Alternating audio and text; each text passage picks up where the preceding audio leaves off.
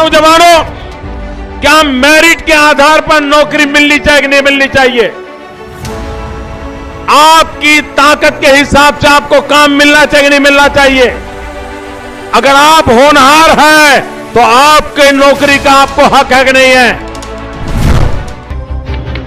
अगर हम बोलेंगे तो बोलेंगे कि बोलता है, लेकिन स्क्रीन के ऊपर चलते हुए विजुअल को ध्यान से देखिए। इसको देख करके बोलना जरूरी है, बोलना लाजमी है। अगर हम नहीं बोलेंगे, खामोश रह जाएंगे, तो इतिहास हमेशा इसी शर्तों के साथ याद करेगा कि जब एसएससी के विद्यार्थी सड़क पर थे, प्रोटेस्ट कर रहे थे, सरकार से अपनी हक मांग रहे थे, तब जॉब एटर्नल की टीम तमाशाबीन बनकर तमाशा को देख रही थी। इसीलिए जॉब एटर्नल की टीम का यह नैतिक कर्तव्य बनता है कि आपको हर उन चीजों को दिखाया जाए, हर उस मुद्दे से रूबरू कराया जाए जिसे मेन स्ट्रीम मीडिया हटा रही है। और जो लोग सरकार की भक्ति में बंगाल का गुणगान कर रहे हैं, बंगाल का इलेक्शन होता होगा इन लोगों के लिए महत्वपूर्ण, लेकिन जिस देश के युवा सड़क पर है, जिस देश के युवा को देश की सेवा करने के लिए एसएससी के थ्रू बहाली मिलनी चाहिए थी, वो लोग आज बस्ते धो रहे हैं। लंगर के सहारे अपनी हंगर को मिटाते हुए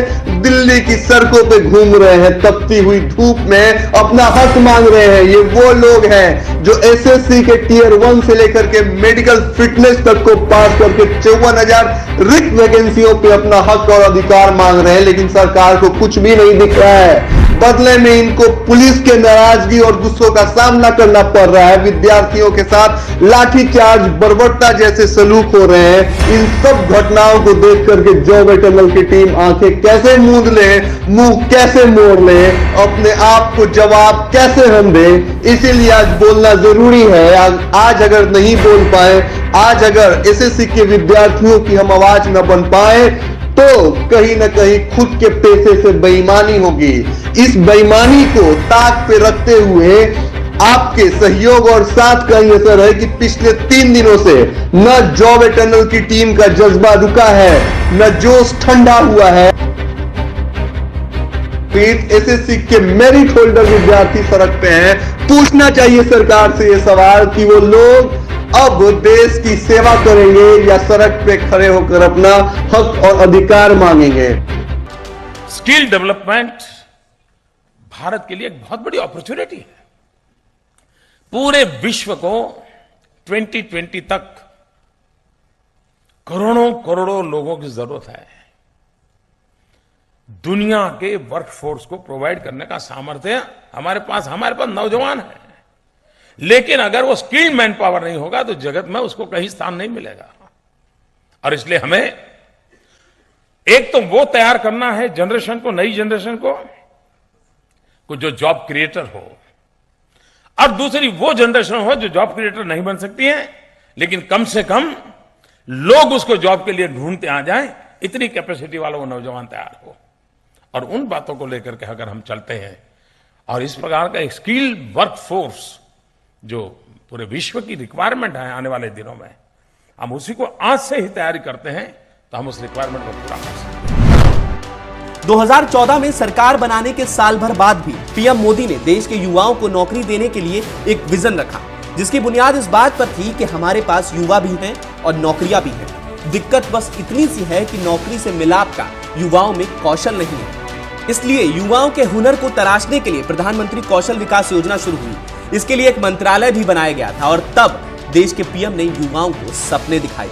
बंगाल के इलेक्शन तो आते जाते रहेंगे, लेकिन जो ये घटना घट रहा है, इतिहास में इसको किस तरीके से याद किया जाएगा, इस जुल्म और सितम के ऊपर क्या सवाल होंगे, क्या जवाब होंगे, क्या परिणाम होंगे, इतना सारा सवाल और दायित्व छोड़कर गुजरता हुआ ये लम्हा तमाम विद्यार्थियों के जीवन में यादों की तरह कायम रहेगा कि एसएससी के विद्यार्थी दिल्ली के सड़क पे प्रोटेस्ट कर रहे थे और लोग तमाशाबीन बनकर तमाशा देख रहे थे। लाठीचार्ज किया जा रहा है, लाठीचार्ज हो रही है और उस दिन में लाठीचार्ज किया गया हमारे हाथ में। मैडम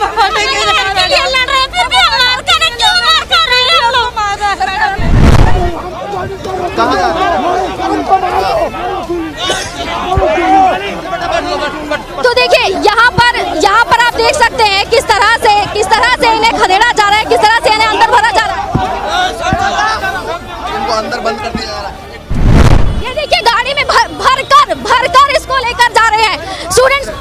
मेरे आ जाओ, भाई मेरे आ जाओ यार, भाई मेरे आ जाओ।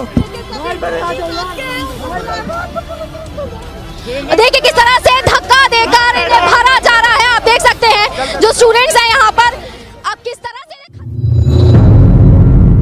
दरअसल एसएससी ने 2018 में एक भर्ती निकाली थी, कांस्टेबल जनरल ड्यूटी की। बोलचाल की भाषा में इसे एसएससी जीडी 2018 कहा गया। यह भर्ती पैरामिलिट्री फोर्सेस यानी CRPF, ITBP, BSF, CISF, NIA और असम राइफल्स में सिपाहियों के 54,000 पदों पर भर्ती के लिए निकाली गई थी, जिसे बाद में बढ़ाकर 60,210 पदों के लिए कर दिया गया। भर्ती के 3 चरण होते हैं, रिटन एग्जाम, फिजिकल टेस्ट और medical test. Application process start हुआ था जुलाई 2018 में। तीनों टेस्ट पूरा होते होते आ गया जनवरी 2021। 21 सितंबर 2020 को लोकसभा में एक सवाल का जवाब देते हुए केंद्रीय गृह राज्य मंत्री नित्यानंद राय ने बताया कि केंद्रीय अर्धसैनिक बलों में 1,11,093 पद खाली हैं। एसएससी जीडी 2018 की भर्ती में करीब 85 से 90,000 कैंडिडेट ऐसे थे जो तीनों स्टेज पार कर चुके थे, और इनमें से काफी ऐसे भी लोग थे जिनका ये आखिरी मौका था, यानी कि भर्ती प्रक्रिया पूरी होने में लेट लतीफी के चलते ये ओवरेज हो गए थे और अगली भर्ती में इन्हें जगह ना मिल पाती। ऐसे में एसएससी जीडी 2018 के अभ्यर्थियों ने मांग की कि जब आपके पास तीनों परीक्षा पास करके 85 से 90,000 कैंडिडेट्स पड़े हुए हैं और सीटें भी खाली ही हैं, तो फिर सबको नियुक्ति क्यों नहीं दी जा सकती। लेकिन एसएससी ने अभ्यर्थियों की मांग को अनसुना कर दिया और करीब 54,000 सीटों पर फाइनल मेरिट लिस्ट जारी की। इसके अलावा दिल्ली पुलिस भर्ती और एसएससी सीजीएल 2020 का फॉर्म भरने में हुई दिक्कतों की वजह से छात्रों ने